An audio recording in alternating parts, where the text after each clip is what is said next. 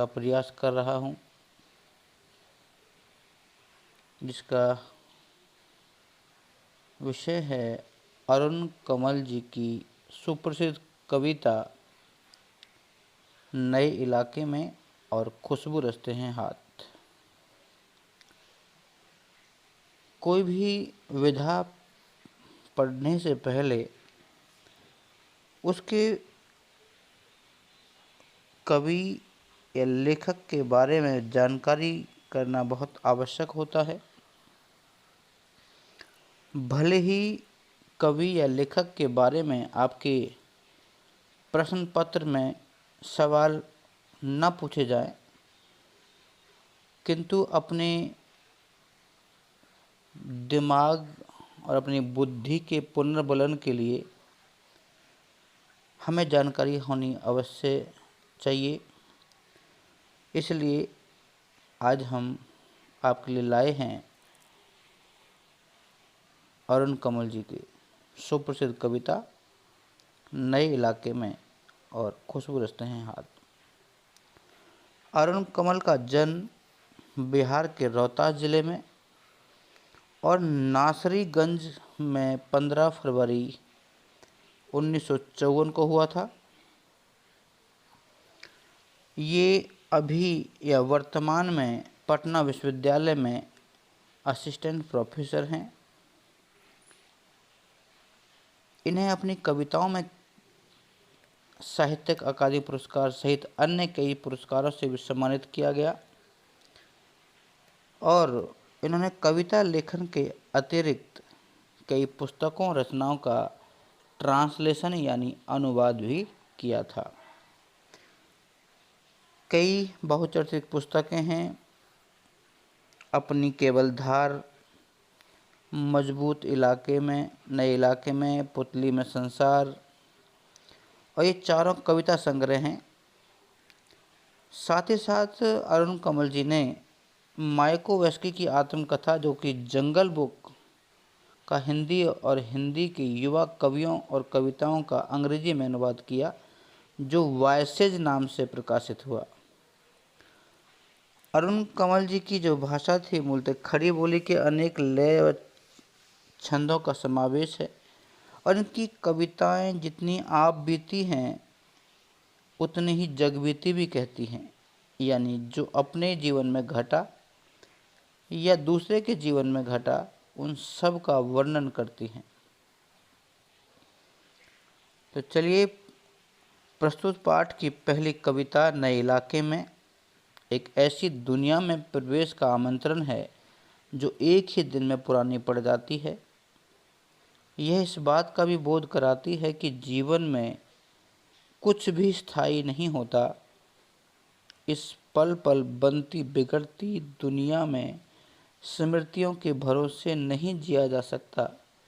इस पाठ की दूसरी कविता खुशबू रचते हैं हाथ सामाजिक विषमताओं को बेनकाब करती है।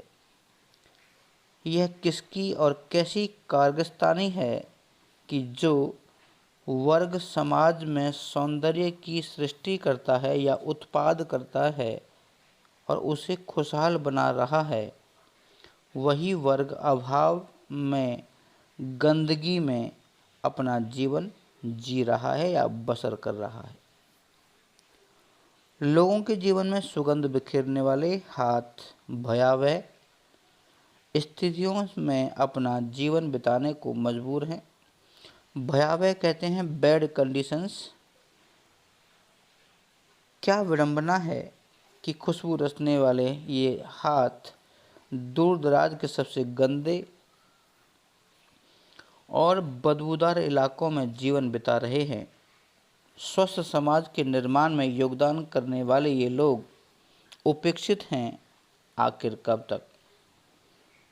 कवि इन पंक्तियों के माध्यम से कहना चाहता है कि जो लोग समाज में सुगंधी, जो लोग समाज में सुंदरता का निर्माण करते हैं, आखिरकार उन लोगों से हमारा समाज इतनी दूरी क्यों बनाना चाहता है और वे लोग क्यों इतने गंदे इलाकों में रहने को मजबूर हैं।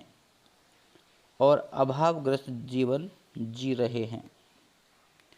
तो कहीं ना कहीं सरकारों को और जो सरकार के नुमाइंदे हैं उन्हें ऐसे वर्ग की कुशल छीम लेनी अवश्य चाहिए, ताकि जो लोग मुख्य धारा से कटे हुए हैं वो पुनः उस मुख्य धारा से जुड़ जाएं। तो चलिए अब हम अपनी मुख्य कविता की तरफ हैं, नए इलाके में। इन नए बसते इलाकों में जहाँ रोज़ बन रहे हैं नए नए मकान, मैं अक्सर रास्ता भूल जाता हूँ। तो कभी अपनी बात को यहाँ रखना चाहता है कि यहाँ पर जो इलाका है वो हर दिन डेवलप हो रहा है। जिस गली में 2-4 खाली प्लॉट थे, धीरे धीरे वो बन कर के एक नई भव्य इमारत की शक्ल में आज उपस्थित हैं। तो कई बार कवि जो है अपने घर का रास्ता भी भूल जाता है, क्योंकि हर दिन वहाँ जो है वो निर्माण हो रहे हैं। धोखा दे जाते हैं पुराने निशान, और कहता है कि जो अपने मन में बनाए हुए निशान थे, माइलस्टोन थे, जहाँ जहाँ उनके दिमाग में उन्होंने जो मैपिंग कर रखी थी, खोजता हूँ ताकता पीपल का पेड़, वही निशानों को खोजने का प्रयास करता है कि एक पीपल का पेड़ था उस गली के मुहाने पर या गली के कोने पर। खोजता हूँ ढहा हुआ घर और एक टूटा फूटा सा मकान था, जिसे हम खंडर की शक्ल में कह सकते हैं, और ज़मीन का वह खाली टुकड़ा जहाँ से बाएं मुड़ना था मुझे। और कहता कि एक प्लॉट जो खाली पड़ा था उसके वहाँ पर रुक कर के बस बाएं जाना था, वही मेरा घर था। तो जो निशान कवि ने अपने दिमाग में बना रखे थे अपने घर पहुँचने के, वो जो निशान हैं वो एक ही दिन में लुप्त हो गए थे। अतः उसको अपने घर को ढूंढने में काफ़ी परेशानी झेलनी पड़ी। फिर 2 मकान बाद बिना रंग वाले फाटक, लोहे के फाटक का घर था, 1 मंजिला। तो कहता है कि जो खाली ज़मीन का टुकड़ा वहाँ से देखा था, वहाँ से मुड़ना था उसे, उससे 2 मकान बाद बिना रंग वाले फाटक यानी जो दरवाज़ा था वो बिना रंग रोगन के विदाउट पेंट था।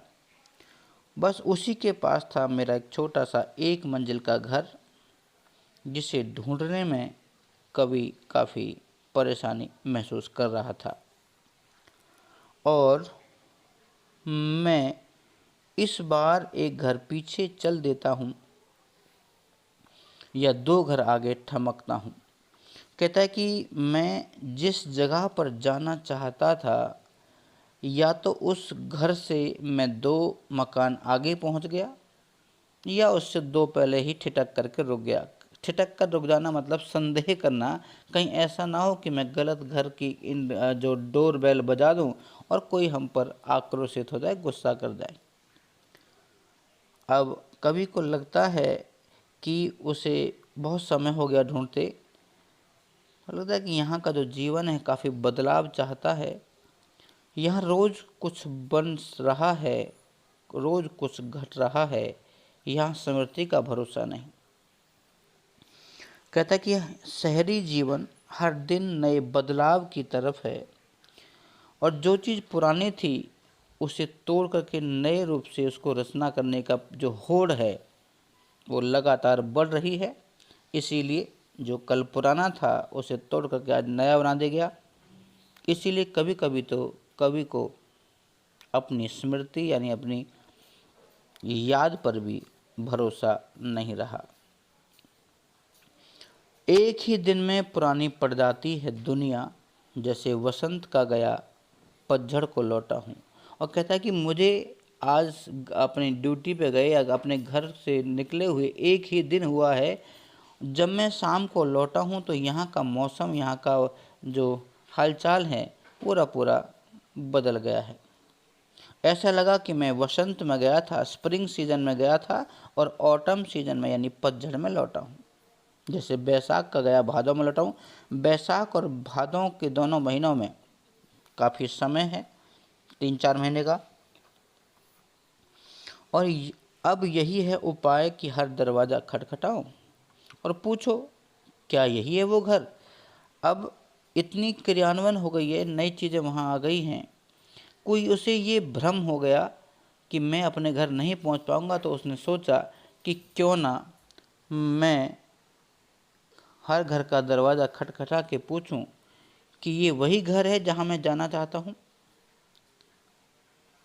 समय बहुत कम है तुम्हारे पास। कवि कहता है कि शाम ढलने को है और आसमान भी बिल्कुल बादलों से घिरा हुआ है, अर्थात कहने का तात्पर्य है कि बरसात होने को है। और कवि को लग रहा है कि शायद पुकार ले कोई उसे पहचान कर ऊपर से देखकर, कि छत पर उसके परिवारगण टहल रहे हों और कोई अपने उस रिलेटिव को, अपने परिवारगण को बाहर भटकता हुआ देख करके आवाज़ लगा ले और उसे अंदर बुला ले, क्योंकि संध्या होने वाली है और मौसम भी थोड़ा सा बदल रहा है और बादल घनघोर घिर रहे हैं, वर्षा होने वाली है। अतः कवि को भी लगा कि अब जो है वो काफ़ी थकान महसूस कर रहा है और कोई उसका रिलेटिव उसे छत से पुकार ले कि भाई यही घर है जहाँ आप आना चाह रहे हैं। तो ये शहरी जीवन को कहना चाहते हैं कवि अरुण कमल कि शहरी जीवन में बहुत जल्दी जल्दी बदलाव देखने को मिल रहे हैं। जो चीज़ कल नई थी आज वो पुरानी है, और जो कल पुरानी थी उसे तोड़ करके उसकी जगह नई जो है रचना होने की जो है प्रयास लगातार हो रहे हैं। तो समय किसी के पास नहीं है, इसलिए हर दिन नए बदलाव लोग देख रहे हैं। दूसरी कविता है खुशबू रचते हैं हाथ।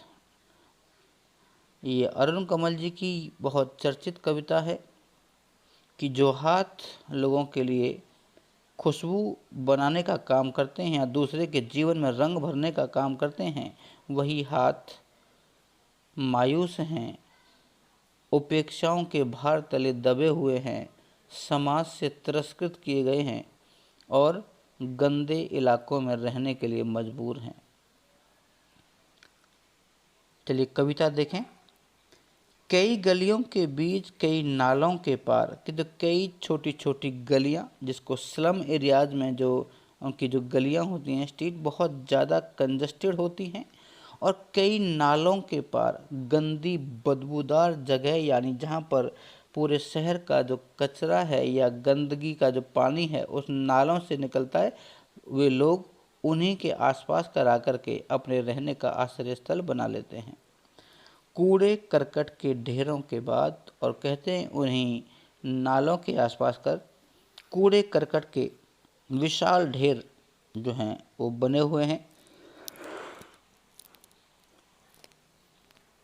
कवि उन्हीं के पास रहता है, जो कवि जिनकी रचना कर रहा है, यानी जिसके बारे में कहना चाहता है, वो उपेक्षित वर्ग उन्हीं कचरे के ढेरों के पास रह कर के अपने जीवन को जी रहा है या जीवन को ढो रहा है। बदबू से फटते जाते हाँ इस टोले के अंदर, और कहता है कि वहाँ का जो वातावरण है काफ़ी दुर्गंधपूर्ण है और वहाँ ऐसा लगता है कि वहाँ सांस लेना भी बड़ा मुश्किल का कार्य है। और कवि को लगा कि जैसे अगर वो ज़्यादा देर तक यहाँ रुका तो उसे बहुत हानि हो उठानी पड़ सकती है। इस टोले के अंदर, यानी वो जो जत्था है, जो समूह वहाँ पर रहता है, उसके अंदर खुशबू रचते हैं हाथ, खुशबू रचते हैं हाथ। वे जो हाथ हैं दूसरे के घरों में सुगंधी बनाने के लिए वो नई नई चीज़ें, नई नई सुगंधियाँ जो हैं वो बना रहे हैं। अब उन हाथों के बारे में कहा है कि वो हाथ कैसे हैं। उभरी नसों वाले हाथ, यानी जो कमजोरी से या गरीबी से जो जीवन जी रहे हैं, अभाव युक्त जो जीवन जी रहे हैं, उससे उनकी जो काया है वो कृश काया हो गई है। कहने का अर्थ है कि वो बहुत कमज़ोर हैं और कमज़ोरी अधिक होने के कारण उनकी जो नसें हैं हाथों की वो उभर आई हैं। घिसे नाखूनों वाले हाथ और लगातार काम करने के बाद उन लोगों के जो नाखून है वो घिस गए हैं, या तो वो पत्थर का काम करते हैं या कोई अन्य वर्क करते हैं जिनमें उन्हें अपने नाखून भी घिस देने पड़ते हैं। पीपल के पत्ते से नए नए हाथ, ये उपमा दी है पीपल के पत्ते जैसी। जैसे छोटे जो लड़के हैं, जो छोटे बच्चे हैं, उन बच्चों के जो हाथ, खासकर लड़के के हाथ को पीपल के पत्ते जैसा कोमल बताया गया है। जूही की डाल से खुशबूदार हाथ, और जो कन्याओं के हाथ हैं, जो लड़कियों के हाथ हैं, उन हाथों को जूही की डाल के समान बताया गया है, जो कि बहुत ही खुशबूदार हैं। कहने का भाव यह है कि जो उन जत्थों के बीच, जो अभावग्रस्त टोलों के बीच जो लोग रह रहे हैं, उन माता पिता के साथ उनके बच्चे भी समाज की सुगंधी बनाने का काम कर रहे हैं, और वे अपने अभावग्रस्त जीवन को एक साइड करके समाज की सुंदरता के लिए हर कदम जो है वो बढ़ा रहे हैं, लगातार काम कर रहे हैं। गंदे कटे पिटे हाथ, और कहता है कि गंदे जो बिना किसी वो वॉश नहीं किए गए, धुले नहीं हैं, और जख्म से फटे हुए हाथ। और कहते हैं कि जो वो काम जो कर रहे हैं, जैसे मान लीजिए कि वो यदि अगरबत्तियाँ बना रहे हों तो उनके साथ में जो स्टिक्स हैं बम्बू की, यानी बांस की जो स्टिक्स हैं, उनको काटने के लिए उन्हें चाकू इत्यादि जो हथियार हैं उनके साथ उनको करना पड़ेगा। और कई बार काम करते करते उनके हाथ भी कट फट जाते हैं, तो उन जख्मों से भरे हुए हाथों से भी वो व्यक्ति, वो बच्चे लगातार समाज को सुगंधित करने का प्रयास करते हैं, और तरह तरह की फ्रेग्रेंस जो अपने हाथों से वो बना रहे हैं। यही इस गली में बनती हैं मुल्क की मशहूर अगरबत्तियाँ। कवि कहना चाहता है कि जो गली बहुत गंदी सी थी, जिसमें बहुत ज़्यादा क्राउड है, लोग बहुत उपेक्षित जरा जीवन व्यतीत कर रहे हैं, उसी गली में इस विश्व की, इस देश की सबसे मशहूर अगरबत्तियाँ बनती हैं। इन्हीं गंदे मोहल्लों के गंदे लोग बनाते हैं केवड़ा, गुलाब, खस, रात की रानी अगरबत्तियाँ। और कहता है कि इसी गंदे मोहल्ले में रहने वाले लोग जो अपने हाथ भी साफ नहीं कर पाते हैं, वस्त्र भी साफ नहीं कर पाते हैं, वो अपने हाथों से केवड़ा, गुलाब यानी रोज़, खस, रात की रानी जैसे आदि सुगंधियाँ यानी आदि अगरबत्तियाँ बना करके जो है उस समाज को सुगंधित कर रहे हैं, यानी बड़े घरों को वो सुगंधित कर रहे हैं। दुनिया की सारी गंदगी के बीच दुनिया की सारी खुशबू रचते रहते हैं हाथ। और कहता है कि संसार की या दुनिया की सबसे ज़्यादा गंदगी उन लोगों के घरों के आसपास कर होती है। पूरे शहर का डंप जो होता है, कचरा, उन लोगों के घर पर के पास डाला जाता है, और घर के आसपास डालने के बाद जो वहाँ से बदबू उठ रही है, जिसमें एक सामान्य व्यक्ति यानी कभी भी जाने से कतराता है, वे लोग वहाँ पर अपना जीवन गुजार करके समाज को सुगंधी देने का प्रयास कर रहे हैं। इसलिए वो लगातार काम करते हुए अपने जीवन को चला रहे हैं। खुशबू रचते हैं हाथ, वो नन्हे नन्हे हाथ इस समाज को सुगंधित करने के लिए, समाज को और सजावट के लिए वो तरह तरह की प्रसाधन सामग्रियां जो हैं लगातार बना रहे हैं, ताकि उनका जो जीवन है वो सुचारू रूप से चल सके। तो अरुण कमल जी ने एक ऐसे वर्ग विशेष को यहाँ पर उठाया है, उनको तरफ हाईलाइट किया है, जो वर्ग विशेष समाज से कटा हुआ है, यानी वह चाहता है कि समाज में हर व्यक्ति की अपनी एक भागीदारी हो, ना कि एक ऐसे व्यक्तियों की जो सिर्फ बातें बनाना जानते हैं। यदि वही लोग समाज का प्रतिनिधित्व करेंगे तो कहीं ना कहीं समाज जो है वो तरक्की के राह में नहीं आ पाएगा। इसलिए कवि का मंतव्य है कि वो चाहता है कि समाज का उपेक्षित से उपेक्षित वर्ग भी एक तरक्की के ढर्रे में उस लीक पर आ जाए, ताकि उसके जीवन में भी थोड़ा बदलाव हो और देश लगातार आगे बढ़ता रहे। क्योंकि किसी एक व्यक्ति का तो है नहीं, ये देश तो सभी का है। और हम लोग सभी अगर हर संभव प्रयास करें और इसकी देश की एकता, अखंडता, स्वच्छता, भाईचारे को बना कर रखें, तो हम देखते हैं कि भारत पुनः विश्व गुरु जो है वो बन जाएगा। तो जो हाथों की बात की गई है, उन हाथों को थोड़ी सपोर्ट की आवश्यकता है, चाहे वो सरकारें दें या कोई वेलफेयर एसोसिएशन यानी कोई भी कल्याण मंत्रालय है, कल्याण की कोई भी संस्था अगर उनका सहयोग करती है तो उनके जीवन की दशा भी बदल सकती है। तो ये था आज का हमारा लेक्चर, जिसमें हमने 2 कविताएं पढ़ी, जिनका शीर्षक था नए इलाके में और दूसरी का शीर्षक था खुशबू रचते हैं हाथ। मित्रों, उम्मीद कर रहा हूँ कि हमारी पिछली वीडियो की तरह ये वीडियो भी आपको बेहद पसंद आएगी और हम आगे भी आपके लिए तरह तरह की और नए नए जो विषय हैं लेकर के आते रहेंगे, क्योंकि हमारा टारगेट है कि हर एक व्यक्ति तक जो अपनी मातृभाषा से थोड़ा सा दूरी पर है उसे कनेक्ट करना या जोड़ना। और जो मित्र मेरे इस चैनल पर नए हैं वो कृपया करके मेरे चैनल को सब्सक्राइब करें, लाइक शेयर कमेंट करना ना भूलें, क्योंकि जितनी सहयोग आपकी तरफ से हमें मिलेगा उससे एक टीचर का मनोबल बढ़ता है। अतः उम्मीद ये है कि आप लगातार हमें सपोर्ट करते रहेंगे और हम बहुत जल्दी आगे हमारा परिवार और आगे जाएगा। चलिए मिलते हैं जल्द ही एक और नए विषय के साथ, एक नई वीडियो के साथ। तब तक के लिए नमस्कार।